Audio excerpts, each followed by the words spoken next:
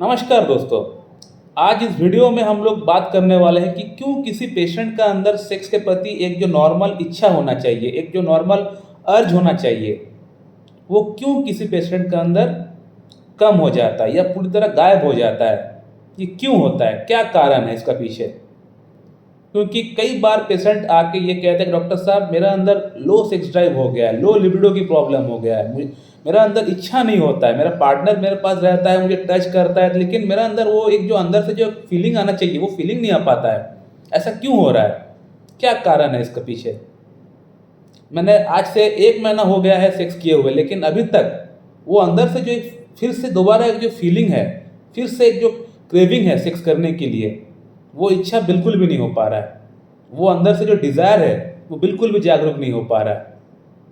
क्या करूँ?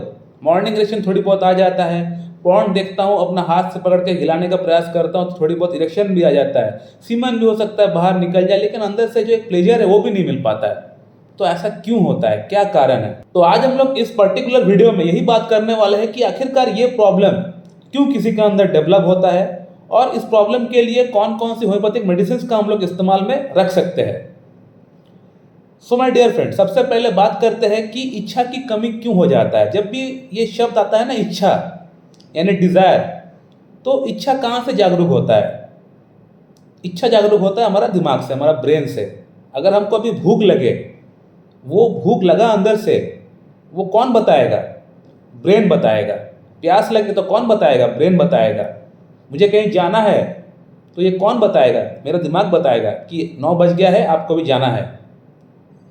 सिमिलरली कोई भी अगर इच्छा की अगर बात की जाए, वो हर एक इच्छा जो हम लोग अपनी जीवन काल में भोगते हैं या करते हैं, वो सभी इच्छा का जो एक ओरिजिन पॉइंट है वो है हमारा ब्रेन, हमारा दिमाग। हमारा दिमाग सिग्नल देता है कि आपको ये काम अभी करना है।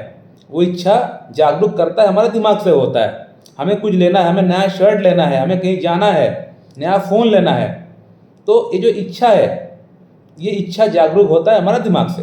सिमिलरली सेक्स के प्रति जो इच्छा होता है, इसका जागरूक भी होता है, सेंटर पॉइंट जो है वो दिमाग ही है। ब्रेन से 2 हार्मोन रिलीज होता है, बोथ मेल एंड फीमेल। ऐसा नहीं किसी मेल में होता है, फीमेल में भी ये 2 हार्मोन निकलता है। हार्मोन्स का नाम है LH एंड FSH। LH का फुल फॉर्म होता है ल्यूटिनाइजिंग हार्मोन, FSH का फुल फॉर्म होता है फॉलिकल स्टिमुलेटिंग हार्मोन। ये 2 हार्मोन निकालती है हमारी पिट्यूटरी ग्लैंड, लेकिन पिट्यूटरी ग्लैंड खुद से ये 2 हार्मोन बना नहीं पाती है। ये 2 हार्मोन बनाने के लिए पिट्यूटरी ग्लैंड को ब्रेन का एक हिस्सा है हाइपोथैलेमस, उसका हेल्प लेना पड़ता है। हाइपोथैलेमस एक हार्मोन बनाती है जिसका नाम है GnRH, गोनाडोट्रोपिन रिलीजिंग हार्मोन। इस हार्मोन का हेल्प से पिट्यूटरी ग्लैंड ये 2 हार्मोन बनाती है LH एंड FSH, जिसका बेसिकली काम होता है बोथ मेल एंड फीमेल के अंदर जो भी सेक्सुअल ऑर्गन्स है उसको एक्टिव करना। और ना कि सिर्फ एक्टिव करता है, बल्कि ये 2 हार्मोन उसको मेंटेन भी करने का काम करता है, उसको रेगुलेट भी करने का काम करता है। पुरुषों के अंदर जो स्पर्मेटोजेनेसिस होता है, जो सीमन जो बनता है, वो ऐसे ही नहीं बनता है। दिमाग को सिग्नल आपका आता है जनानक पे, तभी जाके ये स्पर्मेटोजेनेसिस होता है, सीमन बन पाता है। जब आप किसी ऑपोजिट सेक्स के पास बैठ के बात करते हैं, आपका अंदर जो एक एरोजल होता है, ये एरोजल ऐसे नहीं होता है, आपका दिमाग को सिग्नल आता है तभी जाके एरोजल हो पाता है। तो लो सेक्स ड्राइव या लो लिबिडो के पीछे जो मेन कारण है वो है लो LH FSH। अगर आपका अंदर LH FSH हार्मोन सही से सीक्रेट नहीं हो पाएगा या इसका लेवल अगर कम हो जाएगा, तो आपका अंदर लो सेक्स ड्राइव जैसी कंडीशन उत्पन्न हो सकता है। हालांकि इसके अलावा और भी 1-2 रीजंस है, जैसे कि हाइपोथायराइडिज्म और अनकंट्रोल्ड डायबिटीज। अगर किसी के अंदर अनकंट्रोल्ड डायबिटीज या हाइपोथायराइडिज्म है तो उस पेशेंट का अंदर भी लो सेक्स ड्राइव हो जाता है। इसके अलावा स्ट्रेस एक बहुत बड़ा फैक्टर है आजकल की डेट में, एंजाइटी एक बहुत बड़ा फैक्टर है। एंजाइटी के कारण से भी होता है, लेकिन जो मेन रीजन है, जो पैथोलॉजिकल कंडीशन है, वो है LH FSH का लो हो जाना या ठीक से निर्माण ना हो पाना, ये मेन रीजन है। अब दोस्तों बात करते हैं कि होम्योपैथी में इस पर्टिकुलर प्रॉब्लम के लिए कौन कौन सी मेडिसिन का हम लोग इस्तेमाल कर सकते हैं। फर्स्ट ऑफ ऑल मैं बोलना चाहूँगा कि होम्योपैथी में कोई भी प्रॉब्लम के लिए कोई फिक्स मेडिसिन पहले से नहीं होता है। होम्योपैथिक मेडिसिन काम करता है इंडिविजुअलाइजेशन थ्योरी पे, यानी कहने का मतलब जो पेशेंट आया है उसका लक्षण क्या है, उस लक्षण के अनुसार, उस पोजीशन के अनुसार ही उसका मेडिसिन का सिलेक्शन होता है। चाहे प्रॉब्लम सेम ही क्यों ना हो, लेकिन ए और बी दोनों पेशेंट अगर सेम प्रॉब्लम के लिए आपके पास आया हो तो दोनों को सेम मेडिसिन दिया जाएगा प्रॉब्लम के लिए, ऐसा कोई गारंटी नहीं है। दोनों के लिए मेडिसिन जो सिलेक्शन होगा वो अलग अलग होगा। 90% चांसेस है अलग अलग मेडिसिन का सिलेक्शन होने का। लेकिन कुछ पेशेंट ऐसे भी होते हैं, डॉक्टर साहब मुझे एक जनरल मेडिसिन बता दीजिए, मैं पहले ट्राई करना चाहता हूँ, पहले मैं होम्योपैथी में थोड़ा सा कॉन्फिडेंस लेके आना चाहता हूँ, फिर मैं कॉन्फिडेंस में ट्रीटमेंट कराऊंगा, क्योंकि होम्योपैथी में मेरा भरोसा नहीं है, मेरा बिलीव नहीं है। आपको जनरल मेडिसिन का नाम बताइए, मैं पहले ट्राई करके देखना चाहता हूँ, उसके बाद मैं सोचूंगा कॉन्फिडेंस में ट्रीटमेंट मुझे कराना है या नहीं।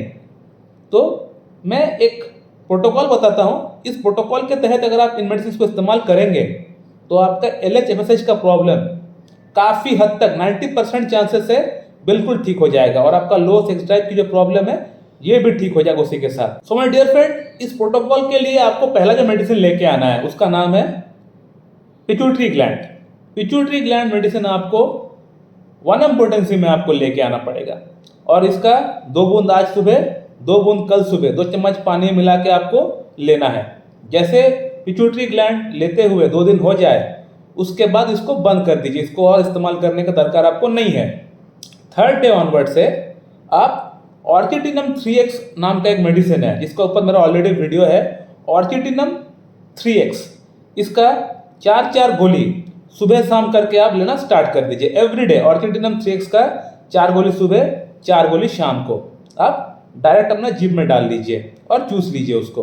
और 3rd एंड 4th मेडिसिन का जो नाम है वो है जिंको बाइलोवा और एस्फल्टम 6CH। जिंको बाइलोवा का आपको 10 बूंद लंच के बाद लेना है और 10 बूंद रात को भोजन के बाद लेना है, आधा कप पानी के साथ मिला के। इसको भी आपको 3rd डे से स्टार्ट कर देना है। जिस दिन से आप ऑर्चिटिनम स्टार्ट करेंगे उसी दिन से आपको जिंको भी स्टार्ट कर देना है, और उसी दिन से आपको एस्फल्टम 6CH को भी स्टार्ट कर देना है। एस्फल्टम 6CH का 5 बूंद शाम को 2 चम्मच पानी के साथ मिला के आपको पीना पड़ेगा एवरीडे। तो कहने का मतलब स्टार्टिंग का 2 दिन आप लेंगे पिट्यूटरी ग्लैंड 1M, जैसे पिट्यूटरी ग्लैंड 1M लेते हुए 2 दिन हो जाता है, उसके बाद 3rd डे से आप ये तीनों मेडिसिन को स्टार्ट कर देंगे, ऑर्चिटिनम, जिंको बाइलोवा और एस्फल्टम। और ये तीनों मेडिसिन को आपको लगातार 1 मंथ आपको इस्तेमाल करना है। 1 मंथ इस्तेमाल करने के बाद आप फिर से अपना LH-FSH का रिपोर्ट निकाल के देख लीजिए क्या बदलाव उसमें आ रहा है। रिपोर्ट निकालने का आपको दरकार भी नहीं है, आपका अंदर जो फीलिंग्स है, जो डिजायर जो लो हो चुका है वो वापस आना स्टार्ट हो जाएगा। आप समझ जाएंगे कि आपका अंदर वो मेडिसिन काम करना स्टार्ट कर दिया है। सो माय डियर फ्रेंड, मैं इस वीडियो को यहीं पे एंड करना चाहता हूं। अगर आप लोगों को ये वीडियो अच्छी लगती है तो लाइक करें, शेयर करें, सब्सक्राइब करें। अगर आप लोगों के मन में कोई सवाल है तो कमेंट बॉक्स में कमेंट करके पूछिए, आपको वहाँ पे रिप्लाई मिल जाएगा। So thank you very much and have a good day.